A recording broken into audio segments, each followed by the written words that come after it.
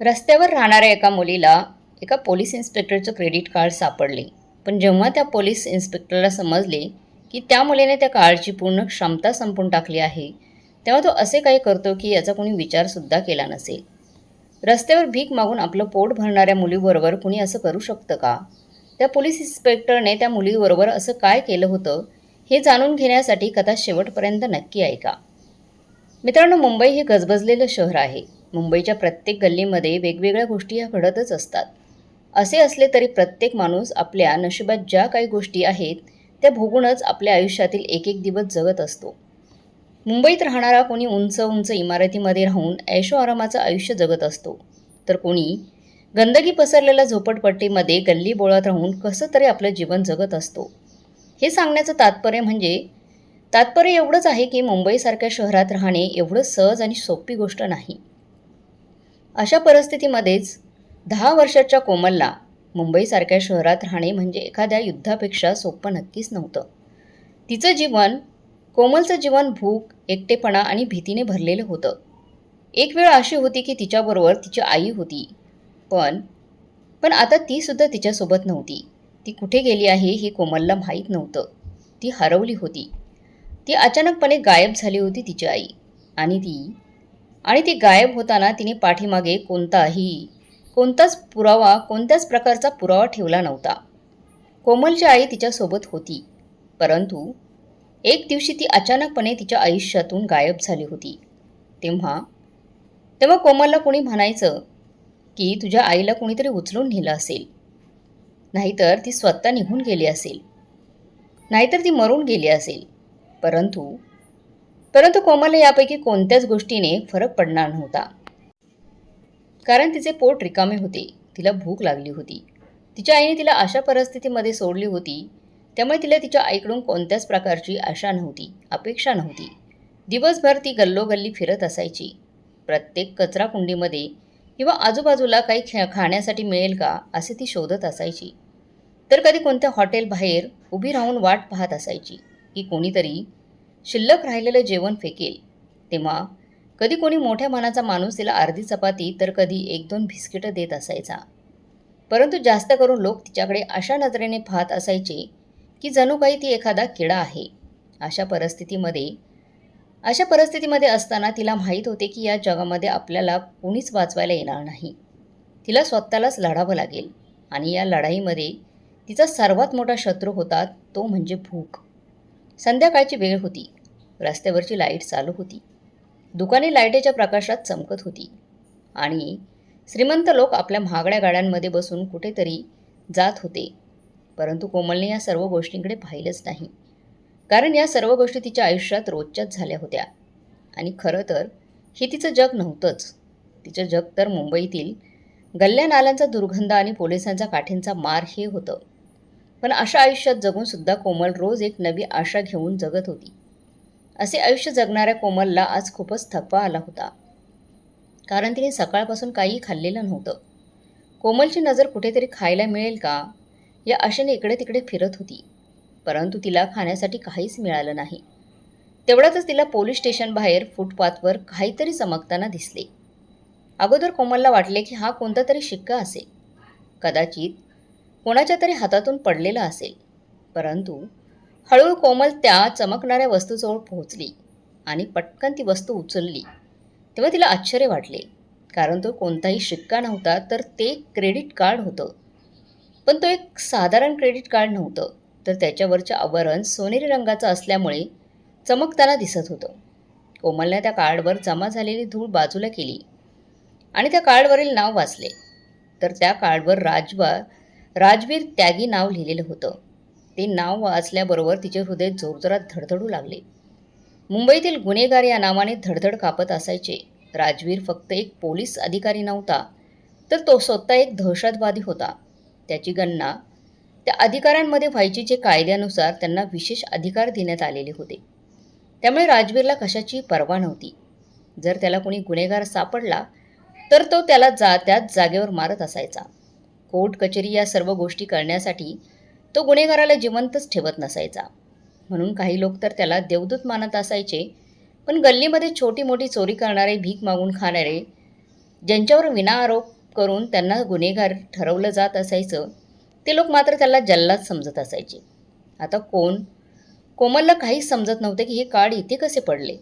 परंतु तिचं डोकं आता खूप जलद गतीने चालू लागलं होतं. ती विचार करू लागली, जर हे कार्ड राजवीरसारख्या मोठ्या पोलीस अधिकाऱ्याचे असेल तर ह्यात खूप पैसे असतील, आणि जर हे कार्ड माझे झाले तर मी किती खाद्यपदार्थ खाऊ शकते. तिच्या पोटात आगीच्या ज्वाळा उचलत होत्या. त्या ज्वाळांनी तिला उत्तर दिले, म्हणून तिने चारही बाजूने पाहिले तर कोणीही नव्हतं. मग तिने ते कार्ड आपल्या हातामध्ये घट्ट पकडलं आणि तिथून पळत सुटली. ती अशा प्रकारे धावत होती जणू कोणीतरी तिचा पाठलाग करत आहे. शेवटी ती एका गल्लीमध्ये घुसली. त्या गल्लीतून अंधारातून कोमल एका छोट्याशा किराणा मालाच्या दुकानात पोहोचली. ते दुकान 24 तास चालू असायचे. त्या दुकानात चालू असणारे लाईट, तिचा प्रकाश बाहेर येत होता. कोमल त्या दुकानासमोर गेली तेव्हा तिला काचेच्या आतमध्ये ठेवण्यात आलेल्या खाण्यापिण्याच्या वस्तू दिसल्या. म्हणून कोमल लगेच त्या दुकानात गेली. पण तिचं हृदय जोरजोरात धडधडत होतं. त्याच अवस्थेत तिने पटापट सामान उचलायला सुरुवात केली. एक दुधाचा डबा, 2 बिस्किटाचे पॅकेट, 1 शेवयाचं पॅकेट. मग तिची नजर मिठाईवर देखील पडली. बर्फी तिच्या आईला खूप आवडत असायची. जेव्हा कधी तिची आई खूप खुश असायची तेव्हा ती कोमलसाठी बर्फी घेऊन यायची. पण आता आई नव्हती, तरी तिने स्वतःसाठी बर्फी घेतली. आता सर्वात महत्त्वाची वेळ आली होती, ती म्हणजे तिने ज्या वस्तू घेतल्या होत्या त्या सर्व वस्तूंची बिल देण्याची वेळ. कोमल काउंटरवर गेली, परंतु ती जोरजोरात श्वास घेत होती. तिच्या हातातील वस्तू पाहून फक्त एवढेच असे त्या दुकानदाराने विचारले. तिने होकारार्थी मान हलवली. त्या दुकानदाराने सर्व सामानाचे किती पैसे होतात याची गिनती केली. मग कोमलने दिलेले कार्ड मशीनमध्ये टाकले. तेव्हा कोमल विचार करू लागली, जर या कार्डने काम केलं नाही तर, आणि कोणाला शंका आली तर काय. तेवढ्यातच मशीनने कार्ड स्वीकारणे मशीन चालू झाले. मशीनवरची हिरवी लाईट पेटली. तेव्हा दुकानदार म्हणाला, कार्ड स्वॅप झाला आहे. दुकानदाराचे हे वाक्य ऐकल्याबरोबर कोमलच्या डोळ्यामध्ये वेगळ्याच प्रकारची चमक आली. तिने पटकन सर्व सामान उचललं आणि ती दुकानाबाहेर गेली. त्या अंधारामध्ये ती एकटीच होती. तिने लगेच एका कोपऱ्यात बसून बिस्किटं काढली आणि हळूहळू खाण्यास सुरुवात केली. प्रत्येक घास तिच्या शरीरामध्ये एक वेगळ्याच प्रकारची शक्ती उत्पन्न करत होता. जेव्हा पहिल्यांदा तिने एक बिस्किट आपल्या तोंडामध्ये टाकलं तेव्हा तिला विश्वास झाला की आपण जिवंत आहोत. परंतु कुठून तरी बुटांचा आवाज आला. तो आवाज तिच्याजवळ येऊन थांबला. तेवढ्यात आवाज आला, ए मुली, तुला हे कार्ड कुठं मिळालं. त्या आवाजाने तिच्या हातातील खाण्यासाठी घेतलेलं बिस्किट खाली पडलं. त्या रात्रीनंतर सुद्धा कोमलने स्वतःला सर्वांपासून लपून ठेवलं. पण आता तिचे जग फक्त बदललेले होते. ती आता फक्त स्वतःसाठीच नाही तर त्या मुलांसाठी सुद्धा जगत होती, जी तिच्यासारखेच भूक आणि लाचारीचे शिकार होते. इन्स्पेक्टर राजवीरच्या कार्डने कोमलला फक्त पोट भरण्याची संधी दिली नव्हती, तर एक नवीन आशासुद्धा दिली होती. सुरुवातीला तर ती फक्त स्वतःसाठी जेवण खरेदी करत होती, परंतु हळूहळू तिने आपल्यासारख्याच मुलांची मदत करण्यास सुरुवात केली. कारण त्या कार्डमध्ये भरपूर पैसे होते. जेव्हा तिने पहिल्यांदाच एका लहान मुलाला एका कचराकुंडीमध्ये खाद्यपदार्थ शोधताना पाहिले तेव्हा तिच्या मनाला खूप वेदना झाल्या. तिने कोणताही विचार न करता लगेचच आपल्या पिशवीमधून एक चपाती काढली आणि त्या मुलासमोर धरली. तेव्हा तो मुलगा त्या चपातीकडे पाहतच राहिला. त्याचा या गोष्टीवर विश्वासच बसत नव्हता की खरं आहे, कुणीतरी स्वतःहून आपल्याला खाण्यासाठी चपाती देत आहे. म्हणून त्याने काही क्षण विचार केला, पण त्यानंतर लगेचच त्याने कोमलच्या हातातील ती चपाती हिसकावून घेतली आणि तिथून पळून निघून गेला. त्या दिवशी कोमलला एक नवा आनंद मिळाला. स्वतःपेक्षा दुसऱ्याचं पोट भरण्याचा आनंद. दुसऱ्या दिवसापासून कोमलने साधेच पण काही चांगले कपडे खरेदी केले. काही ब्लँकेट आणि जास्तीत जास्त जेवण खरेदी करण्यास सुरुवात केली आणि गरजूंना ती देऊ लागली. एवढंच काय, कधीकधी कोमल आपल्या हिश्श्याची चपातीसुद्धा दुसऱ्यांना देत असायची आणि स्वतः मात्र उपाशी राहायची. पण तिला आता कसलीच पर्वा नव्हती. तिला असं वाटत असायचं होतं की ती आता एकटी नाही आहे. पण तिला या गोष्टीची जाणीव नव्हती की या सर्व गोष्टी तिला किती मोठ्या धोक्याजवळ घेऊन जात आहेत, किती धोका मोठा होणार आहे. आणि तिने या गोष्टीचा कधी विचारही केला नाही की कार्डमधील पैसे देखील कधीतरी संपू शकतात. कारण ते जरी क्रेडिट कार्ड असले तरी प्रत्येक क्रेडिट कार्डला ठराविक पैशांची मर्यादा असते. पण असो, अजूनपर्यंत तिचे दिवस त्याच कार्डवर खूप चांगल्या प्रकारे जात होते. म्हणजेच कमीत कमी पोटभर खायला तर मिळत होतं. अशातच एक दिवस रात्री जेव्हा कोमल जुन्या बाजाराच्या कोपऱ्यावर बसली होती, तेव्हा एका दुकानदाराने तिच्याकडे एक विचित्र नजरेने पाहिले आणि तो दुकानदार म्हणाला, "ए मुली, तू रोज रोज एवढे पैसे कुठून आणत आहेस आणि हे कार्ड कोणाचं आहे?" त्याच्या अशा बोलण्याने कोमल थोडी घाबरली, परंतु तिने कोणतेच उत्तर दिलं नाही. तिने लगेचच आपलं सामान गोळा केलं. आता दुकानदार पुढे काहीतरी बोलणारच होता, तेवढ्यातच तिथे एक पोलीस व्हॅन येऊन थांबली. तेव्हा कोमलला पहिल्यांदाच जाणू लागली की ती आता किती मोठ्या संकटात अडकली आहे. म्हणून तिने लगेच तिथून पळ काढला. पण त्या रात्री ती एका सुनसान गल्लीमध्ये एका दुकानाच्या शटर बाहेर झोपली होती. तेव्हाच तिच्या कानांमध्ये बुटांचा आवाज आला. त्या गल्लीमध्ये बूट घातलेल्या कोणत्या तरी व्यक्तीने प्रवेश केला होता. त्या बुटांचा काही वेळ आवाज येत होता. तो आवाज अचानक तिच्यापर्यंत येऊन बंद झाला. पण तेवढ्यात कुणीतरी तिचा हात घट्ट पकडला आणि खेचले. तेव्हा कोमल खूप घाबरली. तिच्यासमोर उभा असणारा माणूस दुसरा तिसरा कोणीही नव्हता, तर इन्स्पेक्टर राजवीर होता. त्याच्या डोळ्यामध्ये राग स्पष्टपणे दिसत होता. त्याच्या डोळ्यामध्ये एवढा राग होता की त्या रागाने कोणीतरी जळून खाक झाला असता. "तर तू होतीस," त्याचा मोठा आवाज घुमू लागला. कोमल अजून काहीच बोलू शकली नाही. तेवढ्यातच राजवीरने तिला एका झटक्यात उठवली आणि खेचतच आपल्याबरोबर बाहेरच्या दिशेने घेऊन जाऊ लागला. "नाही, सोडा मला."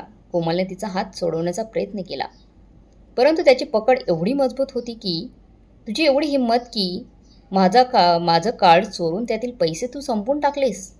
कोमलचे हृदय जोरजोराने धडधडू लागले होते. तिचे पाय थरथर कापत होते आणि डोळ्यातून अश्रू वाहू लागले. "मला माफ करा," ती फक्त एवढंच बोलू शकली. राजवीर कोमलला खेचतच पोलीस स्टेशनमध्ये घेऊन आला. आता कोमल थंड पडलेल्या लाकडाच्या खुर्चीवर बसली होती. तिचे हात थरथर कापत होते आणि समोर उभा इन्स्पेक्टर रागातच म्हणत होता, "मी तुला आत्ताच्या आत्ता जेलमध्ये टाकू शकतो," असं तो मोठ्याने म्हणाला. कोमलने आपली मान खाली झुकवली होती, पण इन्स्पेक्टर अजूनही बोलतच होता. "तुला माहीत आहे का मी कोण आहे ते?" कोमल काहीच बोलली नव्हती. तेव्हा राजवीरने रागातच तिच्यासमोर एक कागद ठेवला आणि म्हणाला, "तुझ्यासारख्या चोरांसाठी माझ्यासाठी कोणत्याच प्रकारची दया नाही आहे." कोमलच्या डोळ्यामध्ये अश्रू होते, परंतु तिने स्वतःची हिंमत एकवटून अगदी हळू आवाजात म्हणाली, "मी काही सोने चांदी चोरलेले नाही आहे. मी फक्त जेवण घेतलं आहे." कोमलच्या अशा बोलण्यावर राजवीर हसला, पण त्याच्या हसण्यामध्ये आता दयाभाव दिसत होता. "तुझ्यासाठी जेवण चोरणे चोरी नाही. मी फक्त माझ्यासाठीच नाही, तर दुसऱ्यांसाठी सुद्धा जेवण घेतले आहे." हे ऐकल्यावर इन्स्पेक्टर राजवीर थोड्या वेळासाठी शांत राहिला आणि मग म्हणाला, "दुसऱ्यांसाठी?" त्याने संशयाच्या नजरेने विचारले. कोमलने हळूहळू बोलण्यास सुरुवात केली, "ज्या मुलांना खाण्यासाठी जेवण मिळत नाही, त्या मुलांना मी जेवण देण्याचा प्रयत्न केलाय." तिचा आवाज एवढा हळू होता की त्या रूममध्ये शांतता नसती तर ती काय बोलली आहे हे कोणालाच ऐकायला सुद्धा आले नसते. राजवीरने दीर्घ श्वास घेतला आणि काही वेळ तो तिच्याकडे पाहतच राहिला. मग त्याने हळूच खुर्ची समोर ओढली आणि कोमलसमोर बसला आणि म्हणाला, "तू सर्व पैसे दुसऱ्यांना खाऊ घातलेस?" राजवीरचा हा प्रश्न ऐकल्याबरोबर कोमलने आपली मान खाली केली. तिच्या छोट्या छोट्या हातांनी तिला स्वतःला असे पकडून ठेवले होते की घट्ट पकडल्यामुळे जणू काही तिच्या मनातील भीतीच कमी होणार आहे. अशा प्रकारे तिने स्वतःला पकडून ठेवले होते. घाबरली होती ती. तेवढ्यात राजवीर आपल्या खुर्चीवरून उठून उभा राहिला आणि काहीही न बोलता त्या रूममधून बाहेर निघून गेला. काही मिनिटे अशीच गेली, शांततेत गेली. कोमल शांतपणे बसली होती, पण ती मनातल्या मनात विचार करत होती की आता आपलं काय होणार. तेवढ्याचाच दरवाजा उघडला गेला आणि राजवीर आतमध्ये आला, पण आता त्याच्या हातामध्ये काहीतरी होते. त्याच्या हातामध्ये एक पिशवी होती आणि ती पिशवी त्याने कोमलसमोर ठेवली आणि मोठ्याने म्हणाला, "खाऊन घे." कोमलने हळूहळू ती पिशवी उघडली. आतमध्ये गरम गरम चपाती होते, डाळ होती आणि मिठाईसुद्धा होती. ते पाहून कोमल विचार करू लागली की हे नक्कीच कोणतं तरी चाल असू शकते. पण असे असले तरी कोमलच्या भुकेने हा विचार मात्र दाबून टाकला. ती पटकन त्या जेवणावर तुटून पडली आणि पहिला घास तोंडात टाकल्याबरोबर तिच्या डोळ्यात पाणी आले. आले. राजवीर आता तिला काहीही न बोलता फक्त तिच्याकडे पाहत होता. पण ती ज्या प्रकारे जेवत होती, घाईघाईने जेवत होती, त्यावरून राजवीरला समजत होते की तिला किती भूक लागली असेल म्हणून. तो लगेचच म्हणाला, आजपासून तुला चोरी करण्याची गरज पडणार नाही. राजवीर आपल्या जागी स्थिर होता. त्याचे डोळे कोमलला पाहत होते, परंतु त्याचं मन दुसऱ्याच कोणत्या तरी जागी होते. कोमल जेवता जेवता ते जेवणाकडे असे पाहत होती जणू काही तिचा विश्वासच बसत नव्हता की पोलिसांनी तिला पकडलंय आणि ती त्या पोलीस स्टेशनमध्ये जेवत आहे. त्यामुळे जेवताना तिचे हात थरथरत होते. ती विचार करत होती की जेवता जेवता अचानकपणे हे जेवण गायब व्हायला नको, म्हणून ती जेवढ्या लवकर जेवता येईल तेवढ्या लवकर जेवण ती संपवू लागली. त्याचवेळी राजवीरच्या डोळ्यासमोर एक दुसरे चित्र तयार झाले. एक अशाच प्रकारची याच वयाची दुसरी मुलगी जी स्वतःचं पोट पकडून खूप रडत होती. ती भुकेने व्याकुळ झाली होती. त्याची आपली लहान बहीण. त्याने लगेचच आपली मान झटकली, जसे काही ती जुन्या आठवणी झटकून टाकण्याचा प्रयत्न करत आहे. परंतु अशा आठवणी सहजासहजी मिटवता येत नाहीत. तुझं वय किती आहे? अचानकपणे राजवीरने कोमलला प्रश्न केला. कोमलचा तिथेच घास थांबला. ती पुढचा घास आपल्या तोंडात टाकणारच होती. 10 वर्ष, ती हळूच म्हणाली आणि पुन्हा शांतपणे जेवू लागली.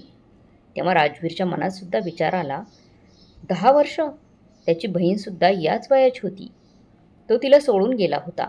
मग काहीचा विचार करत राजवीर पुन्हा खुर्चीवर बसला आणि कोमलला प्रश्न केला, तुझे आई बाबा कुठे आहेत? कोमलने आपल्या तोंडातील घास चावून खाल्ला.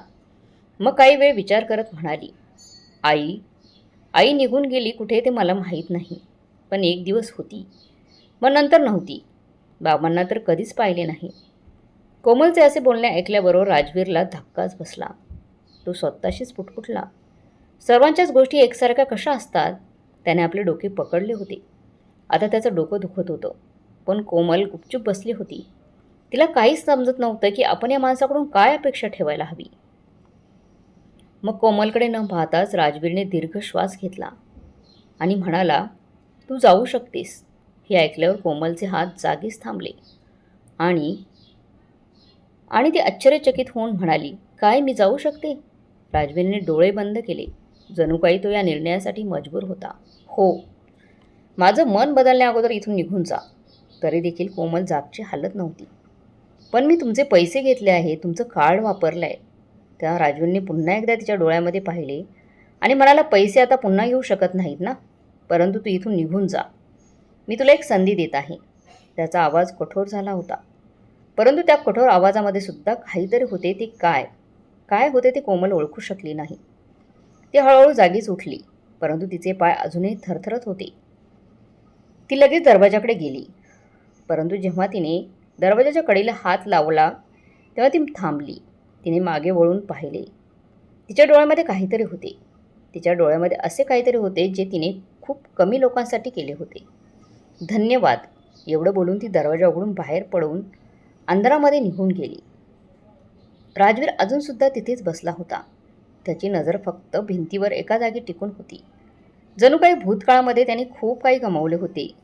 हीच गोष्ट आता त्याच्या आतमध्ये खूप मोठी उलथापालथ करत होती. आता त्याच्या मनामध्ये एक विचार येत होता की त्याने त्या मुलीला सोडून चांगले केलं आहे का? परंतु त्याच्या मनामध्ये एक प्रश्न सतत येत होता, जर ती मुलगी आपली बहीण असली तर ती जिवंत असेल तर ती अशीच आपले पोट भरण्यासाठी गल्लोगल्ली फिरत असेल का? हा विचार त्याच्या मनामध्ये येताच तो खूप अस्वस्थ झाला. त्याला आता असं वाटू लागलं की कोणीतरी आपल्या छातीवर खूप मोठा दगड ठेवला आहे आणि त्याचं ओझं त्याच्या छातीवर झालं आहे. तो लगेच जागचा उठला आणि आपल्या कपाटामधून त्याने एक फाईल काढली, ज्या फाईलमध्ये हरवलेल्या मुलांची नोंद ठेवण्यात आली होती. पण त्या फाईलपासून कितीतरी वर्ष राजवीरने स्वतःपासून दूर ठेवले होते. पण एक वेळ अशी होती की आपल्या बहिणीचा शोध घेण्यासाठी त्याने कितीतरी वेळा ती फाईल पाहिली होती, कितीतरी वेळा प्रयत्न केला होता. पण त्याच्या बहिणीचा शोध न लागल्यामुळे त्याने ती फाईल तशीच ठेवून दिली होती. आता ती फाईल उघडून पाहिल्यानंतर प्रत्येक पानावरचे नाव वाचत असताना राजवीरच्या डोळ्यात पाणी येत होतं. त्यामध्ये असणारे मुलांचे फोटो, मुलांची नावे, तो कसा कुठे हरवला याची सविस्तर माहिती होती, नोंद होती. परंतु असे असले तरी काही मुले पुन्हा सापडली नव्हती. त्यामुळे आपली बहीण आता मिळणार नाही असा विचार करून राजवीरने आशा सोडली होती. पण आज पुन्हा त्या फाईलमधील एक पान त्याच्यासमोर उघडलं गेलं होतं. त्याच्यावर नाव होते कोमल त्यागी. ते नाव वाचल्याबरोबर राजवीर विचार करू लागला, आपल्या आईने ज्या मुलीला हरवले होते ती हीच मुलगी म्हणजे आपली बहीण होती का? आता राजवीरच्या पायाखालची जमीनच हळूहळू सरकी लागली होती. पण आपण आपल्या बहिणीला ओळखू शकलो नाही. आता राजवीरला तिला पुन्हा एकदा शोधायचं होतं. तिला परत एकदा बघायचं होतं. लगेचच तिथून तो उठला आणि बाहेर पडला. रात्र झाली होती, परंतु त्याचे पाय थांबले नाही. तो प्रत्येक ठिकाणी गेला ज्या ठिकाणी ती मुलगी असू शकते असा त्याला अंदाज होता. त्या ठिकाणी तो गेला. त्याने प्रत्येक दुकानदाराला विचारलं, छोट्या मुलांना, भिकाऱ्यांना विचारले. एवढ्यातच एक माणूस आला की मी त्या मुलीला एका मंदिराजवळ पाहिलं आहे. एवढं ऐकल्याबरोबर राजवीर लगेचच त्या मंदिराकडे निघाला. त्याचे हृदय जोरजोराने धडधडत होते. त्याच्या मनात विचार येत होते, जर खरंच ती आपली बहीण असेल तर एवढ्या वर्षापासून आपणच आपल्या बहिणीला गुन्हेगार समजत आलो. आत्तापर्यंत आपण चुकीने तिला हरवून बसलो होतो आणि आत्तासुद्धा तिला पुन्हा एकदा हरवून बसलो तर? राजवीर लगेच मंदिराजवळ पोहोचला. त्याने मंदिराचा प्रत्येक कोपरा शोधून काढला. तेव्हा एका कोपऱ्यामध्ये एक मुलगी बसलेली त्यांनी पाहिली होती. तिने आपले डोके 2 गुडघ्यामध्ये धरले होते. तिचे कपडे फाटलेले होते. राजवीरने जोरात आवाज दिला, कोमल. परंतु त्या मुलीने आपले डोकं वर काढलं नाही. राजवीर हळूहळू त्या मुलीजवळ पोहोचला. त्या मुलीने त्याला पाहिले तेव्हा तिच्या डोळ्यामध्ये लगेच सतर्कता आली. ती थोडी घाबरली. तिला वाटू लागले की पुन्हा हा मला अटक करण्यासाठी आला आहे. म्हणून ती लगेचच म्हणाली, तुम्ही पुन्हा एकदा पकडून मला पोलीस स्टेशनला घेऊन जाण्यासाठी आला आहात का? तिचे असे शब्द ऐकल्याबरोबर राजवीरला असे वाटू लागले की कुणीतरी त्याच्या हृदयावर वार केला आहे.